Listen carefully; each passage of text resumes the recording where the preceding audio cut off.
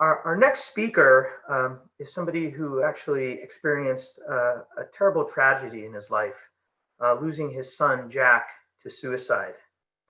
But rather than curse the darkness, he and his wife lit a candle. They started jack.org, an organization focused on training and empowering young leaders to revolutionize mental health across Canada. He's received more awards for this work in this area than I can possibly list here. And so here to discuss youth mental health and digital education in the time of COVID-19, please join me in welcoming Eric Windeler to the screen. Eric? Hello, Jay. Thank you. Thank you so much. Also wanted to thank Jeff for his incredible remarks. We do some work in Indigenous communities, and I also just wanted to briefly mention, when you get to the digital education for especially those Indigenous communities that are rural and remote, the equitable access simply to internet is still a huge factor. And we as a world have to really be thinking about that. Anyway, Jay, I'll get started here. See if I can get my screen shared.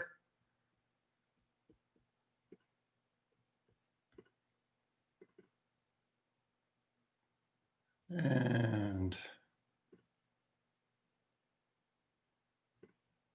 let me know how that's going. Is that all right? I'm going to assume it is. So thank you again, Jay, for that warm introduction. I just want to kick it off by my appreciation for being here, and it's always gratifying to share our story and the important work that needs to be done in mental health. I'm coming to you from Toronto. I wanted to give you a tiny little bit of background. Yes, I'm the founder and executive director of jack.org, but a little bit of background. I'll take you back to 2010, and my wife Sandra Hannington and I, who you see Sandra pictured here with me, we thought we had the happiest, healthiest, and in some ways most fortunate family. We both had busy careers. Our kids were apparently, we thought, thriving in school, and yet we didn't know much about mental health. We were in I would say very average in that respect. I happen to have a sister who has MS, and she has some depression that's related to that. If you have a physical health challenge, you can struggle with your mental health as well. But we didn't really know much about mental health, and we certainly knew nothing about suicide and the prevalence of youth suicide. And our story does start with a call from a police officer, because sadly we had no idea our son Jack was struggling. He got into the university of his choice. He was a couple hours away at a university called Queen's University here in Canada. And because he had done so well in high school, we thought he was perfectly equipped to do that schooling. But you don't know when mental illness is going to hit. And 10 years ago, people just literally weren't talking about it. And we as a family didn't know how to open up those conversations and really find out how he was doing. So yes, the police officer came and he had to tell us that we had lost Jack. And of course, there's nothing worse than losing a child. And it just sent us, it just sent us to the ground. But as we picked ourselves up, our friends and family came around us, and I really thought, maybe there's something we can do about this. It's pretty remarkable about how things have come. And I just want to tell you a tiny little bit about our evolution.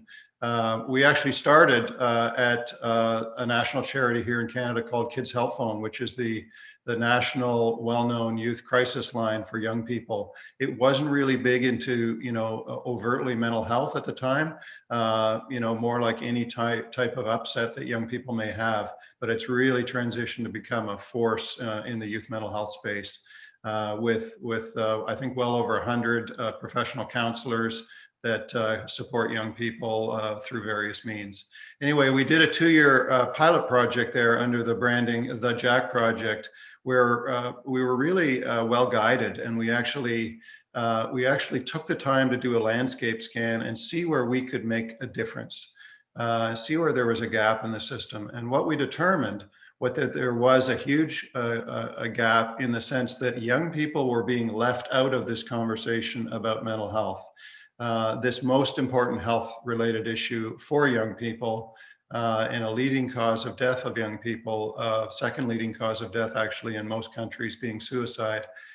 So we decided we would really lean into that. So in the third year, 2012, 2013, we did a pilot back at Jack's University, and really trialed what we call our youth engagement, youth leadership model. And so fast forward to today, we became an independent charity in 2013. And as you can see, we have 45 full-time staff.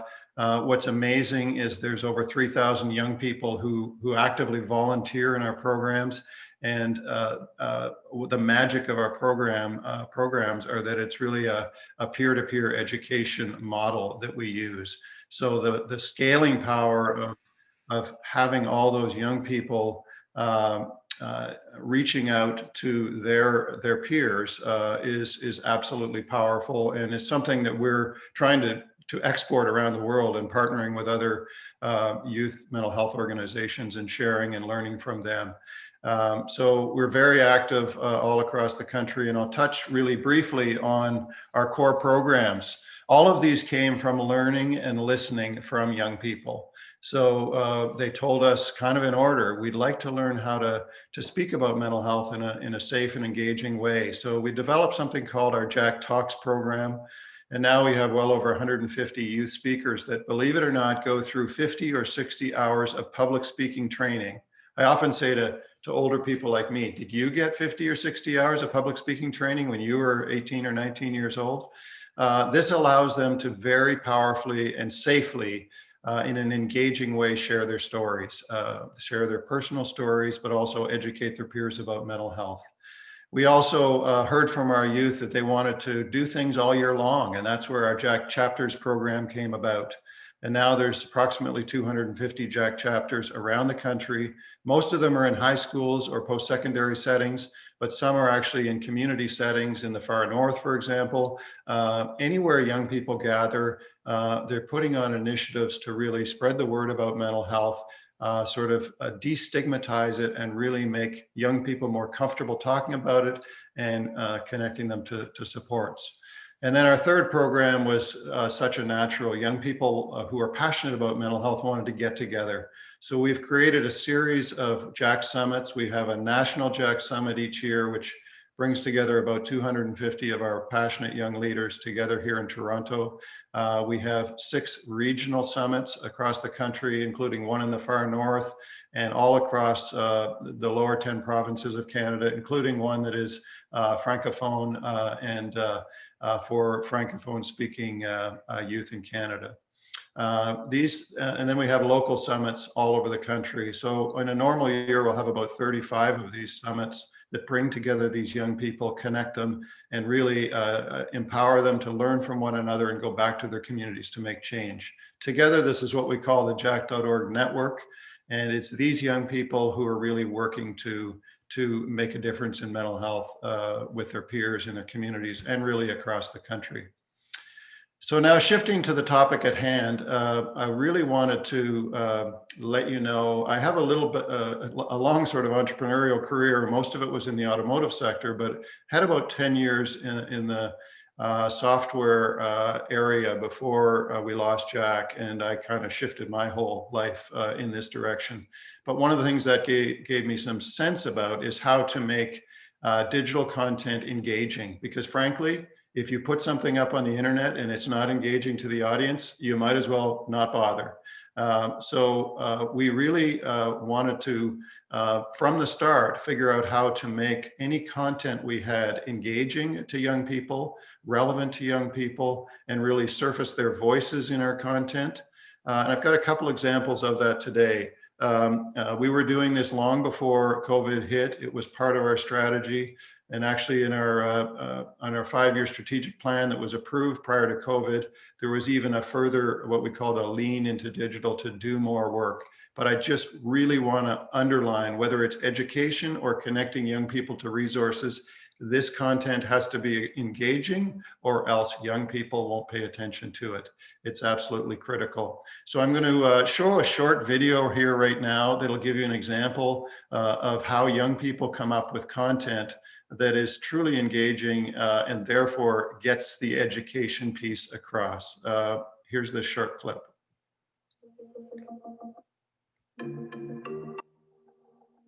So Mohammed, tell me, what exactly is mental health? So with our physical health, we're checking in with our bodies, right? Yeah, absolutely. So with our mental health, we're not just checking in with our bodies.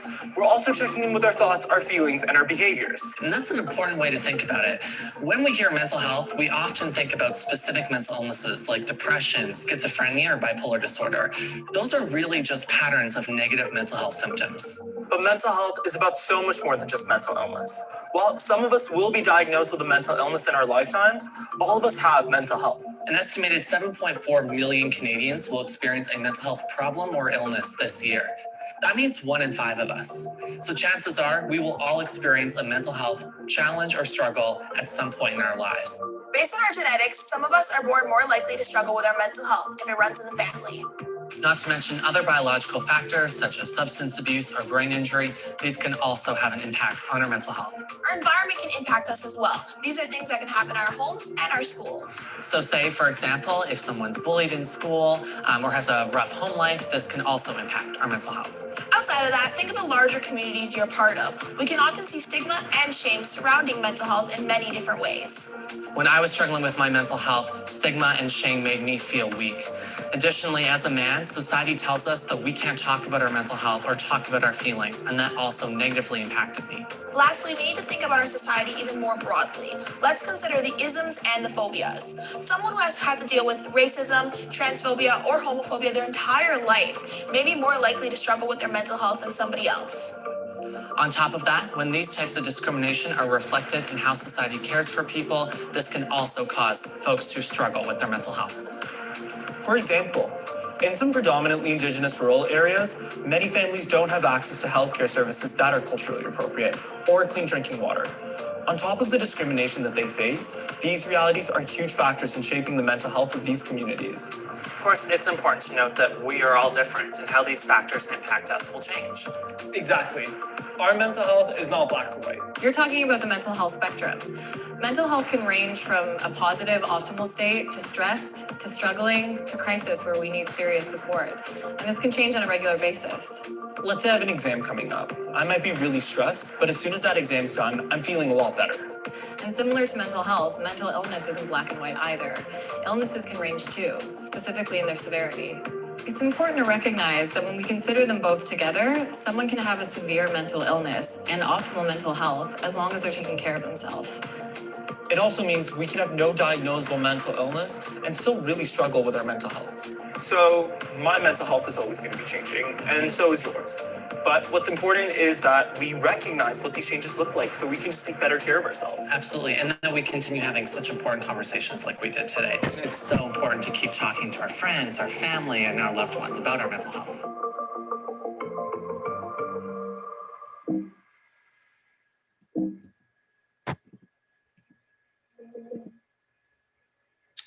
Okay, so I'm back. Hopefully you get a sense of how when young people come together, get given some training and are supported with, good videography and so on, you can make some engaging content that will help reach a lot of young people.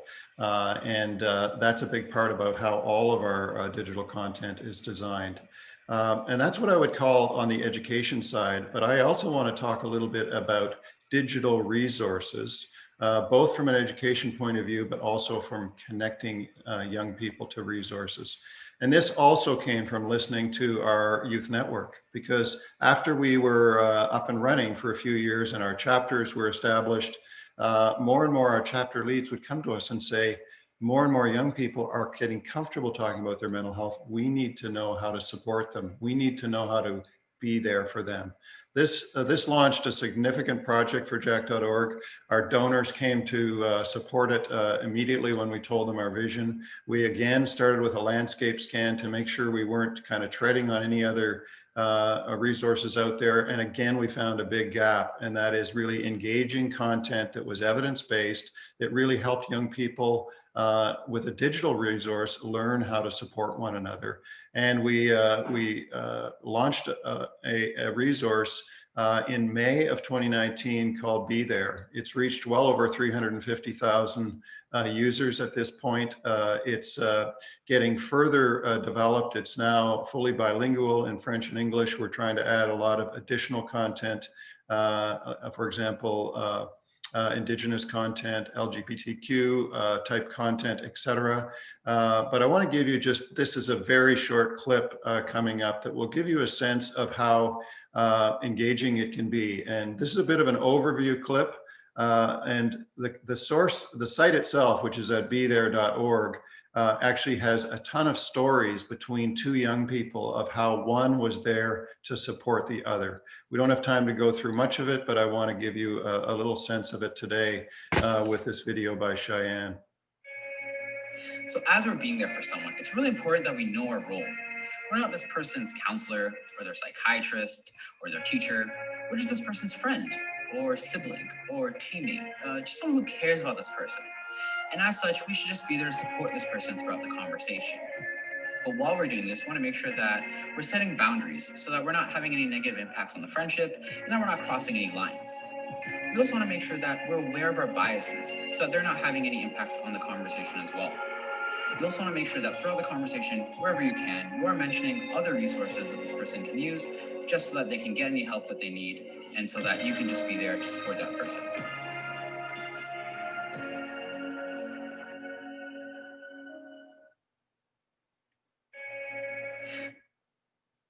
Okay, so I'd encourage people to have a look at Be There. It's super engaging. We're incredibly proud that it's actually was nominated for and won 2 global awards. They're called Webby Awards, and it was acknowledged as the leading health website in the world. And that's pretty remarkable, but it's really helped elevate the Be There site and resource. We're also in a partnership with a very incredible organization similar to Jack.org, but in the US, called Born This Way, which was founded by Lady Gaga and her mother. And they have adopted Be There, and we're working together to even make a more advanced version, which we're internally for now calling the certificate version, which will really take young people through that Be There resource in a fully systematic way. For example, if they're a residence don at university, or if they're in some other role where they really need to understand that content.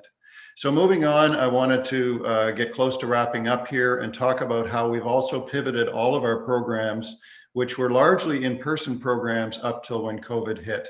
And we had envisioned some of this in our strategic plan.